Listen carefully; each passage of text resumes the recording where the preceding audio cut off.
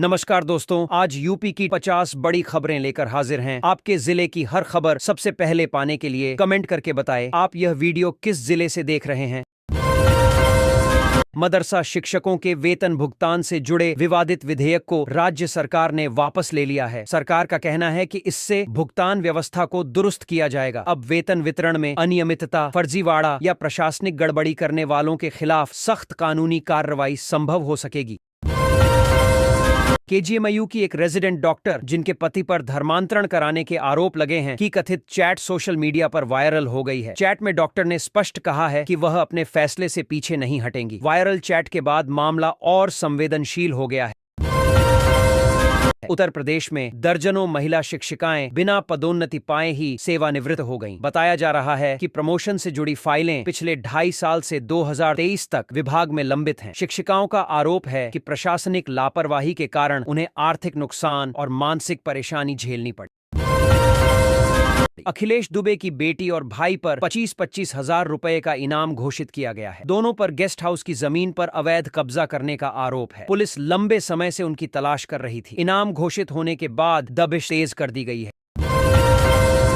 उत्तर प्रदेश के 24 शहरों में शिमला से भी ज्यादा ठंड दर्ज की गई है। मौसम विभाग ने 18 जिलों में घने कोहरे और 10 जिलों में कोल्ड डे का अलर्ट जारी किया है। सर्द हवाओं और गिरते तापमान से जनजीवन बुरी तरह प्रभावित हो रहा है। योगी सरकार ने पूर्वांचल के विकास को रफ्तार देने के लिए क्षेत्रीय विकास प्राधिकरण को मंजूरी दे दी है। सरकार का कहना है कि इससे इंफ्रास्ट्रक्चर, उद्योग और रोजगार के अवसर बढ़ेंगे। इस फैसले को पूर्वांचल की तेज तरक्की की दिशा में बड़ा कदम माना जा रहा है। प्रेम संबंध के नाम पर चोरी की साजिश का चौंकाने वाला मामला सामने आया है। एक छात्रा ने अपने प्रेमी के साथ मिलकर मामा के घर से लाखों रुपए के गहने और नकदी चोरी कर ली। पुलिस जांच में पूरा सच सामने आया, जिसके बाद दोनों को गिरफ्तार कर लिया गया। उत्तर प्रदेश के एक जिले में ठंड के चलते आज से स्कूल बंद कर दिए गए हैं। कक्षा 1 से 8 तक के छात्रों के लिए अवकाश घोषित किया गया है। प्रशासन ने बच्चों की सुरक्षा को देखते हुए यह फैसला लिया है, जिससे अभिभावकों को भी राहत मिली है। विधानसभा में मुख्यमंत्री योगी आदित्यनाथ के तीखे तंज से सियासी माहौल गर्म हो गया। उन्होंने 2 नमूने, एक दिल्ली और एक लखनऊ कहकर विपक्ष पर निशाना साधा। इस पर अखिलेश यादव ने जोरदार पलटवार किया, जिससे सदन में हंगामा मच गया। केजीएमयू लव जिहाद केस को लेकर अपर्णा यादव का गुस्सा फूट पड़ा है। उन्होंने कहा कि इस मामले ने सफेद कोट को दागदार किया है। अपर्णा यादव ने साफ कहा कि आरोपी डॉक्टर को किसी भी हाल में बख्शा नहीं जाएगा और वह सीधे जेल जाएगा। यूपी पुलिस ने आम जनता के लिए एक नई और खास सेवा शुरू की है। अब लोग बिना अपना नाम बताए अपराध की शिकायत कर सकेंगे। प्रदेश में पहली बार शुरू हुई इस सुविधा को अपराध के खिलाफ पब्लिक का बड़ा हथियार माना जा रहा है। कांग्रेस पर बड़ा हमला बोलते हुए कहा गया है कि पार्टी ने आपातकाल थोपकर संविधान का गला घोंटने का काम किया था। वक्ताओं ने आरोप लगाया कि उस दौर में लोकतंत्र एक को कुचल दिया गया और देश की जनता के अधिकार छीन लिए गए थे। प्रशासन की चेतावनियों के बावजूद प्रयागराज में अवैध बालू खनन खुलेआम जारी है। आरोप है कि खनन माफिया बेखौफ होकर काम कर रहे हैं और विरोध करने पर ग्रामीणों को धमकाया जा रहा है। स्थानीय लोगों ने प्रशासन से सख्त कार्रवाई की मांग की है, लेकिन अब तक कोई ठोस कदम नहीं उठाया गया। प्रदेश में विंटर वेकेशन का ऐलान कर दिया गया है। तय तारीख से स्कूलों में छुट्टियां शुरू होंगी और जनवरी में दोबारा कक्षाएं लगेंगी। करीब 12 दिनों तक कक्षा 1 से 8 तक के बच्चों को ठंड से राहत मिलेगी। अभिभावकों ने फैसले का स्वागत किया है। नमो भारत ट्रेन में युवक युवती की शर्मनाक हरकत सीसीटीवी में कैद हो गई। वीडियो लीक होते ही सोशल मीडिया पर हंगामा मच गया। मामले को गंभीरता से लेते हुए एनसीआरटीसी ने संबंधित कर्मचारी पर कड़ी कार्रवाई की है और यात्रियों से मर्यादा बनाए रखने की अपील की है। यूपी सरकार जल्द ही आयुष ऐप लॉन्च करने जा रही है। इस ऐप के जरिए लोगों को घर बैठे आयुर्वेद, योग और प्राकृतिक चिकित्सा से जुड़ी सुविधाएं मिलेंगी। ऑनलाइन परामर्श, दवाओं की जानकारी और इलाज से जुड़ी सेवाएं उपलब्ध होंगी, जिससे आम जनता को बड़ा फायदा मिलेगा। पुरानी पेंशन बहाली के मुद्दे को लेकर समाजवादी पार्टी ने विधानसभा में जमकर हंगामा किया। सपा ने सरकार पर कर्मचारियों की अनदेखी का आरोप लगाया। जवाब में सरकार ने कहा कि पेंशन से जुड़े सभी पहलुओं पर विचार किया जा रहा है और जल्द उचित निर्णय लिया जाएगा। योगी सरकार ने विधानसभा में 24,496.9 करोड़ रुपए का अनुपूरक बजट पेश किया है। सरकार ने बताया कि यह बजट विकास योजनाओं, बुनियादी ढांचे, शिक्षा और स्वास्थ्य सेवाओं को मजबूत करने के लिए लाया गया है। विपक्ष ने बजट पर सवाल उठाए। विधानसभा में कोडीन कफ सिरप को लेकर सपा ने जोरदार हंगामा किया। विपक्ष ने बच्चों की मौत का आरोप लगाया। सरकार ने साफ कहा कि यूपी में कोडीन सिरप से एक भी बच्चे की मौत नहीं हुई है और मामले में भ्रामक जानकारी फैलाई जा रही है। कोडीन कफ सिरप के मुद्दे पर सीएम योगी ने सख्त रुख अपनाया। उन्होंने कहा कि जब आरोपियों पर बुलडोजर चलेगा तो विरोध करने का कोई अधिकार नहीं होगा। मुख्यमंत्री ने साफ किया कि नशे के कारोबार में शामिल लोगों के खिलाफ कठोर कार्रवाई जारी रहेगी। कोचिंग संस्थान के शिक्षकों पर एक छात्रा को शारीरिक संबंध बनाने के लिए दबाव डालने का गंभीर आरोप लगा है। छात्रा के इनकार करने पर शिक्षकों ने उसकी अश्लील तस्वीरें वायरल कर दी। मामले के सामने आने के बाद पुलिस ने जांच शुरू कर दी है और आरोपियों की तलाश जारी है।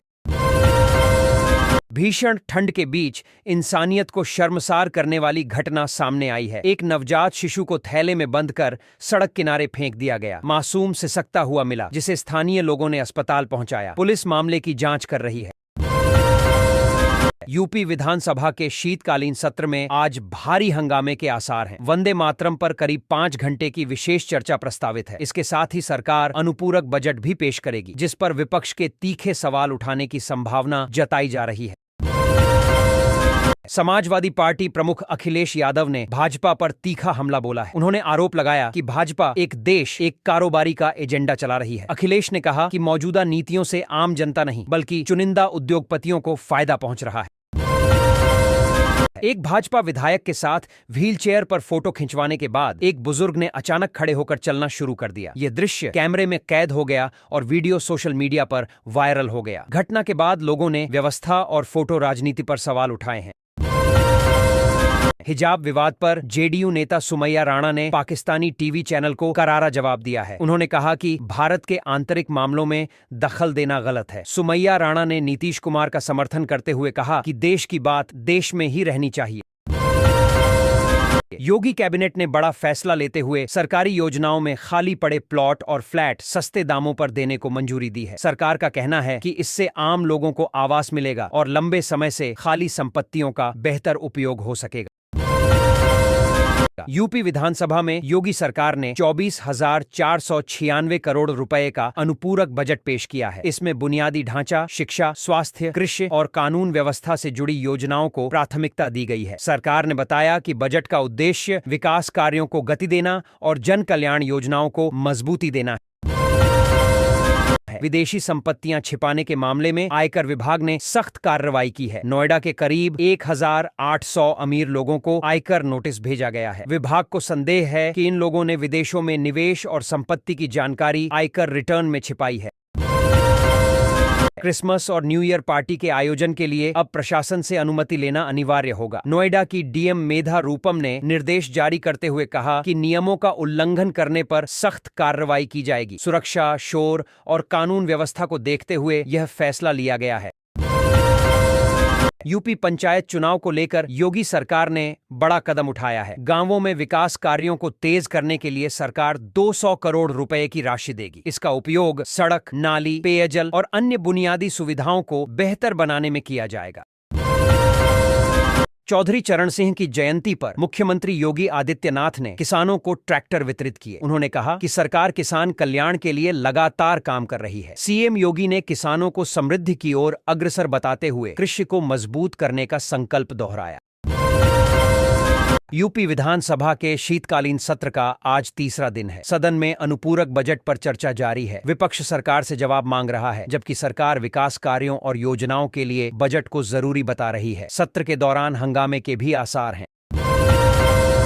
बीएचयू में 12 साल बाद एक व्यक्ति को कागजों में मृत घोषित किए जाने का चौंकाने वाला मामला सामने आया है। वह व्यक्ति खुद की पेंशन रुकवाने दफ्तर पहुंचा तो हड़कंप मच गया। मामले ने प्रशासनिक लापरवाही को उजागर कर दिया है। राष्ट्र प्रेरणा स्थल में डिजिटल म्यूजियम तैयार किया गया है। यहाँ 120 इंच की बड़ी स्क्रीन पर अटल बिहारी वाजपेयी की आवाज में उनकी कविताएं सुनाई जाएंगी। आधुनिक तकनीक से सुसज्जित यह म्यूजियम युवाओं को अटल जी के विचारों से जोड़ने का प्रयास है। मदरसा शिक्षकों के वेतन भुगतान से जुड़ा विवादित विधेयक राज्य सरकार ने वापस ले लिया है। सरकार का कहना है कि इससे भुगतान व्यवस्था को दुरुस्त किया जाएगा। अब वेतन वितरण में अनियमितता या गड़बड़ी करने वालों के खिलाफ सख्त कानूनी कार्रवाई की जा सकेगी। उत्तर प्रदेश में दर्जनों शिक्षिकाएं बिना प्रमोशन के ही सेवानिवृत्त हो गईं। उनकी पदोन्नति से जुड़ी फाइलें पिछले 2.5 साल से विभाग में लंबित हैं। शिक्षिकाओं का आरोप है कि प्रशासनिक लापरवाही के कारण उन्हें आर्थिक नुकसान और मानसिक तनाव झेलना पड़ा है। आजमगढ़ में एक फैमिली रेस्टोरेंट पर पुलिस ने सोमवार शाम छापेमारी कर देह व्यापार का खुलासा किया है। मौके से 4 युवक और 4 युवतियां आपत्तिजनक हालत में पकड़ी गईं। पुलिस ने रेस्टोरेंट संचालक को भी गिरफ्तार कर लिया है और जांच जारी है। बीजेपी अल्पसंख्यक सेल की नेता नाजिया इलाही खान ने इंडिगो एयरलाइंस के 3 मुस्लिम कर्मचारियों पर बदसलूकी का आरोप लगाया है। उन्होंने वीडियो जारी कर इंडिगो को चुनौती दी कि उन्हें ब्लैकलिस्ट करके दिखाए। मामले ने सोशल मीडिया पर तूल पकड़ लिया है। किसान दिवस के अवसर पर मुख्यमंत्री योगी आदित्यनाथ ने किसानों को सम्मानित किया। उन्होंने कहा कि धरती पुत्रों के हितों की रक्षा करना सभी का कर्तव्य है। सरकार किसान कल्याण के लिए लगातार काम कर रही है और उनकी आय बढ़ाने के प्रयास जारी हैं। प्रदेश कोहरे और धुंध की चपेट में है। मौसम विभाग के अनुसार कल से पहाड़ों से पछुआ हवाएं चलेंगी। कई जिलों में स्कूल बंद कर दिए गए हैं। घने कोहरे को लेकर चेतावनी जारी की गई है और लोगों को सतर्क रहने की सलाह दी गई है। अदालत में सजा सुनते ही जुबैर और साजिद खुद को निर्दोष बताते हुए चिल्लाने लगे। उन्होंने डीएनए जांच न कराए जाने का हवाला दिया। सजा के बाद दोनों का फेमस होने का खुमार टूट गया। कोर्ट परिसर में इस दौरान भारी हंगामा देखने को मिला। वेस्ट यूपी घने कोहरे की चपेट में है और फिलहाल राहत के आसार नहीं हैं। दृश्यता बेहद कम होने से सड़क और रेल यातायात प्रभावित हो रहा है। मौसम विभाग ने नया अपडेट जारी कर सतर्क रहने की सलाह दी है और सावधानी बरतने को कहा है। जांच के प्रति लापरवाही का गंभीर मामला सामने आया है। रेलवे में 11 महीनों के भीतर 55 रेलकर्मी कैंसर की चपेट में पाए गए, जबकि करीब 300 कर्मचारी हृदय रोग से पीड़ित मिले हैं। समय पर स्वास्थ्य जांच न होने से कर्मचारियों की सेहत पर बड़ा खतरा मंडरा रहा है। राष्ट्र प्रेरणा स्थल पूरी तरह सजकर तैयार हो चुका है। फूलों और हरियाली से परिसर में आकर्षक माहौल बन गया है। अब सिर्फ औपचारिक लोकार्पण का इंतजार है। प्रशासन का कहना है कि यह स्थल देशभक्ति और प्रेरणा का प्रमुख केंद्र बनेगा। बीएचयू में किए गए एक अध्ययन में सामने आया है कि काशी के 90% लोग यूपीआई के जरिए लेन देन करते हैं। 240 लोगों से 62 सवालों पर आधारित इस रिसर्च में डिजिटल भुगतान की बढ़ती स्वीकार्यता और लोगों की आदतों में आए बदलाव को उजागर किया गया है। चौधरी चरण सिंह को याद करते हुए वक्ताओं ने कहा कि वह किसानों के सवालों पर कभी समझौता नहीं करते थे। अन्नदाता के हितों के लिए वे हमेशा अडिग रहे। उनके विचार आज भी किसान राजनीति और नीतियों के लिए प्रेरणा बने हुए हैं। नगर निगम की बैठक में बजट को लेकर अफसरों की मनमानी पर मेयर ने सवाल उठाए। जिम्मेदार अधिकारी संतोषजनक जवाब नहीं दे पाए। मेयर ने कहा कि विकास कार्यों में पारदर्शिता जरूरी है और बजट का दुरुपयोग किसी भी हाल में बर्दाश्त नहीं किया जाएगा। मुरादाबाद का तापमान मसूरी से भी नीचे दर्ज किया गया। घने कोहरे के कारण हाईवे पर वाहनों की रफ्तार थम गई। दृश्यता बेहद कम होने से यातायात प्रभावित रहा। ठंड और कोहरे ने आम जनजीवन को पूरी तरह अस्त व्यस्त कर दिया है। काशी वासियों के लिए अहम सूचना जारी की गई है। राजघाट पुल को कल से नो व्हीकल जोन घोषित किया गया है। पुल पर केवल पैदल आवाजाही की अनुमति होगी। प्रशासन ने ट्रैफिक व्यवस्था सुचारू रखने के लिए यह फैसला लिया है। घने कोहरे के बीच बड़ा सड़क हादसा हो गया। 4 ट्रक और एक बस समेत कई वाहन आपस में टकरा गए। हादसे में 16 लोग घायल हो गए, जिन्हें अस्पताल में भर्ती कराया गया है। कोहरे को हादसे की मुख्य वजह माना जा रहा है। अल्मोड़ा में सीएम धामी के कार्यक्रम के दौरान बीजेपी नेताओं के बीच मंच पर बैठने को लेकर विवाद हो गया। दोनों नेताओं में तीखी बहस हुई, जिसका वीडियो वायरल हो गया। घटना ने पार्टी के अंदरूनी मतभेदों को उजागर कर दिया है। लखनऊ में सपा कार्यालय के बाहर एक पोस्टर लगाया गया है, जिसमें एनडीए को नेशनल ड्रग डिफॉल्टर माफिया बताया गया। पोस्टर के बाद राजनीतिक हलचल तेज हो गई है। भाजपा ने इसे आपत्तिजनक बताते हुए कड़ी प्रतिक्रिया दी है। नोएडा से लखनऊ तक लोग कड़ाके की ठंड में ठिठुरते नजर आ रहे हैं। कोहरे और शीतलहर का प्रकोप लगातार जारी है। मौसम विभाग के अनुसार फिलहाल राहत के आसार नहीं हैं और आने वाले दिनों में ठंड और बढ़ सकती है। सपा विधायक रागिनी सोनकर ने सरकार पर गंभीर आरोप लगाए हैं। उन्होंने कहा कि आई लव मोहम्मद कहने पर बच्चों को गिरफ्तार किया जा रहा है। बयान के बाद राजनीतिक विवाद गहरा गया है और विपक्ष ने इसे अभिव्यक्ति की आजादी से जोड़कर देखा है। कानपुर जू में फर्रुखाबाद से रेस्क्यू कर लाया गया तेंदुआ अब निगरानी में रखा गया है। तेंदुए के हमले में अब तक 20 लोग घायल हो चुके हैं। वन विभाग स्थिति पर नजर बनाए हुए है और सुरक्षा के पुख्ता इंतजाम किए गए हैं। माता पिता की मौत के बाद फुफेरे भाई पर रेप और संपत्ति हड़पने का गंभीर आरोप लगा है। पीड़िता ने कहा कि दरोगा ने 1 लाख रुपए लेकर उसे चौकी से भगा दिया। उसने सीएम योगी से न्याय की गुहार लगाई है। योगी सरकार ने 24,497 करोड़ रुपए का अनुपूरक बजट पेश किया है। इसमें विभिन्न विभागों को विकास कार्यों के लिए राशि आवंटित की गई है। सरकार का कहना है कि यह बजट बुनियादी ढांचे और जन कल्याण योजनाओं को मजबूती देगा। बाथरूम में गीजर से निकली जहरीली गैस के कारण पति पत्नी की मौत हो गई। शुरुआती जांच में दम घुटने से मौत की आशंका जताई गई है। विशेषज्ञों ने बंद जगहों में गीजर के सुरक्षित इस्तेमाल को लेकर सतर्क रहने की सलाह दी है। यूपी में हाईवे पर मां और नाबालिग बेटी के साथ हुई हैवानियत के मामले में कोर्ट ने 5 दोषियों को कड़ी सजा सुनाई है। फैसले को न्याय की बड़ी जीत माना जा रहा है। कोर्ट ने कहा कि ऐसे अपराधों पर सख्ती जरूरी है। मुख्यमंत्री योगी आदित्यनाथ ने विधानसभा में तंज कसते हुए कहा कि देश में 300 करोड़ से ज्यादा लोग हैं। 2 नमूने हैं, एक दिल्ली और दूसरा लखनऊ में। उनके बयान से सदन में हलचल मच गई। विपक्ष ने टिप्पणी पर आपत्ति जताते हुए पलटवार किया। अब एक फोन कॉल पर कूड़ा करकट और नालियों की सफाई कराई जा सकेगी। नगर निगम ने इसके लिए विशेष नंबर जारी किया है। नागरिक इस नंबर पर शिकायत दर्ज कराकर अपने इलाके की सफाई तुरंत करवा सकेंगे। यूपी पुलिस ने रीलबाजों पर नकेल कसने के लिए अनोखा तरीका अपनाया है। रहमान डकैत के डायलॉग का इस्तेमाल कर पुलिस ने क्रिएटिव वीडियो जारी किया। सोशल मीडिया पर पुलिस की इस पहल की जमकर तारीफ हो रही है। लखनऊ में फर्जी मार्कशीट और डिग्री बनाने वाले अंतर्राज्यीय गिरोह का भंडाफोड़ हुआ है। आरोपी बीटेक और एमबीए 2023 जैसी डिग्रियां लाखों रुपए लेकर देते थे। पुलिस ने कई आरोपियों को गिरफ्तार कर जांच शुरू कर दी है। एक बेरहम पिता ने पत्नी से विवाद के बाद अपने 3 मासूम बच्चों को जहर खिला दिया। बच्चों की हालत गंभीर बताई जा रही है। घटना के बाद इलाके में सनसनी फैल गई है और पुलिस आरोपी पिता से पूछताछ कर रही है।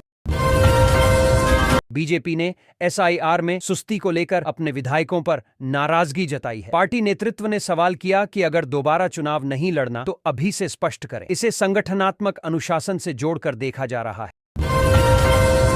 मुख्यमंत्री योगी की सुरक्षा में एक बार फिर चूक सामने आई है। कार से उतरते ही एक गाय सुरक्षा घेरे में घुस गई। घटना के बाद सुरक्षा व्यवस्था पर सवाल उठे हैं और संबंधित एजेंसियों से जवाब तलब किया गया है। लखनऊ के केजीएमयू में महिला रेजिडेंट डॉक्टर ने लव जिहाद की कोशिश का आरोप लगाया है। पीड़िता का कहना है कि मुस्लिम प्रेमी ने शादी के बदले धर्म बदलने का दबाव बनाया। मामले की जांच शुरू कर दी गई है।